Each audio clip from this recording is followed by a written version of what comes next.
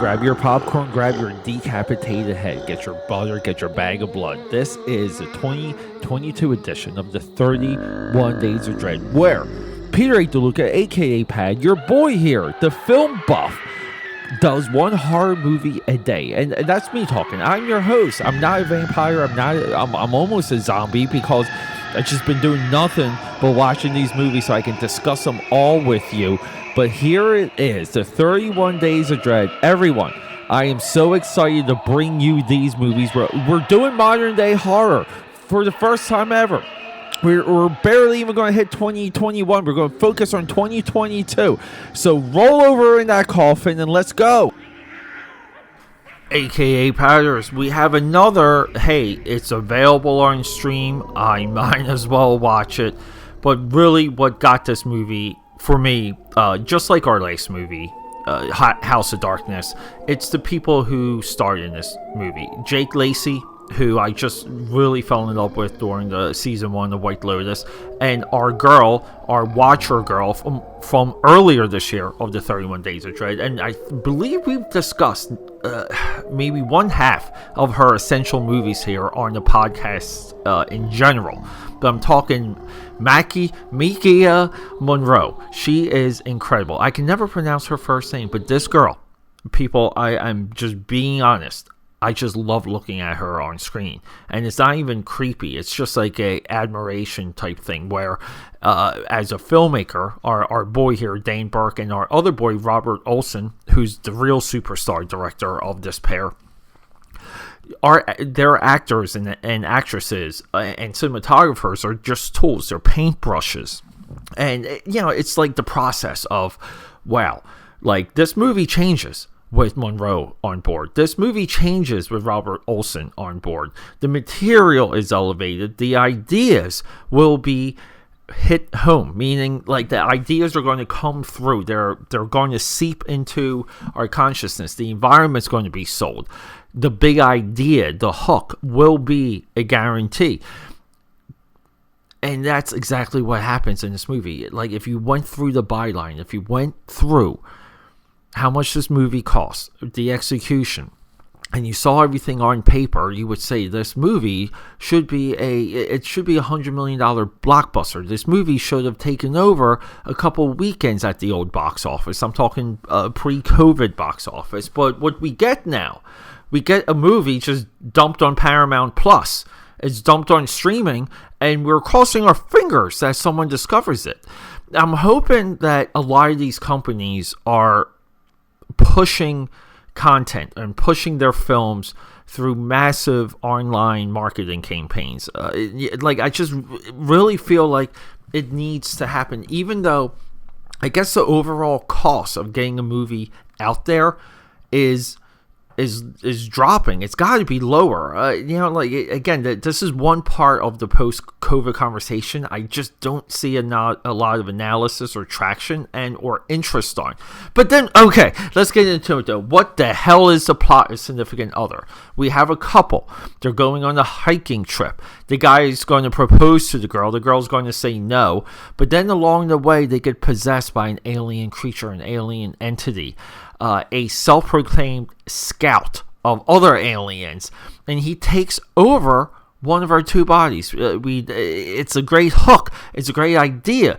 I don't want to spoil too much, but we first thought it's one person, turns out to be another, and then we have, just like Fall, we have this like tangent type flashback where things are explained real quick, some quick exposition to move us forward to almost like part 2 of the movie. And this really is 2 movies in one. I would say this pretty much boils into a 4-act movie. First 2 acts are the swerve. The next 2 acts are the swerve resolution. This movie, I cannot recommend this movie enough. I cannot recommend how much fun this movie is to watch because it changes. We're getting this almost self-relationship, this self-analysis of why don't you want to get married? Why can't we get married? I thought you wanted this. It's that type of movie. But then along the way, we're getting an alien entity discovering love for the first time when it occupies a host. And I know that's right, that's not too original, that's a little bit of a trope, but Jake Lacy sells it. And he does, again, like, this is so much of the conversation from the last movie. Justin Long, I always want to say Justice Long. Justin Long sells House of Darkness. He absolutely sells that movie. Jake Lacy sells multiple characters in this flick. He transforms and he changes, and he's able to almost be goofy as he is deadly. And he's, and then it's like he's also, I'm just trying to get like some of my train of thought here, but then before the swerve, he's pathetic and sympathetic. People, Jake Lacy deserves a ton of accolades. I would, is it worthy of a nomination? I don't know, but he should be in like the conversations of a nomination, because his role is that much fun and dynamic, and it's different when you're watching the movie. And again, I say this so much, you have to be in a good place when you watch these movies.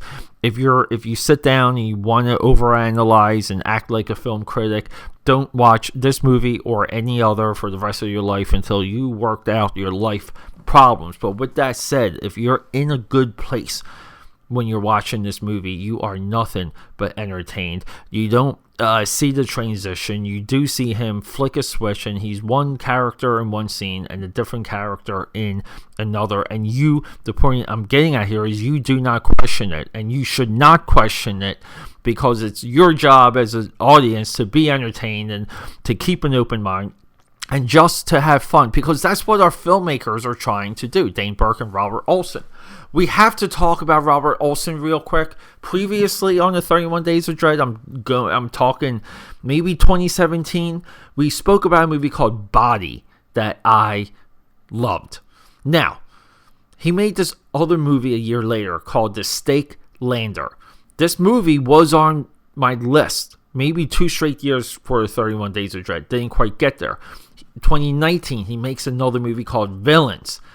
Also incredible movie. This guy, our boy here, Robert Olson, his name is Robert Olson, deserves credit. He deserves accolades. He deserves to be in the field of Ty West as a modern Justin Lin, Justin Lin, James Wong. I'm thinking of it's James Wong, Ty West, Robert Olson. This is your three-headed dragon when it comes to modern masters of this genre. Big ideas, small budgets, great directors, and they sell the idea, and we have a great time along the way. Significant Other is significant because it's just sitting there, and we have to discover it. And that's what the film buff, that's what this podcast, and this is it's almost like through the 31 Days of Dread this year, I'm slowly sculpting a new mission statement. The mission statement is to bring light to so many of these movies just sitting on stream. It's sad. Please watch this movie. Go check it out. AKAPAD here, the film buff. I love you guys. Rock and roll. The future of film is horror, and thanks for all of that, everyone. Thanks for hanging out with me. Getting back to my point there, the future is horror.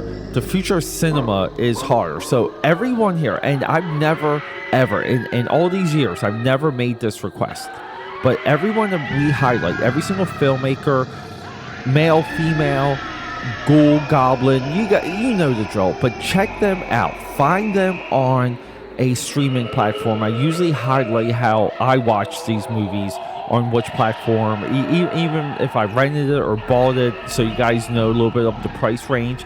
It's important that we support all of these movies and all of these filmmakers, because they are the future. The future is horror. Thanks for hanging out.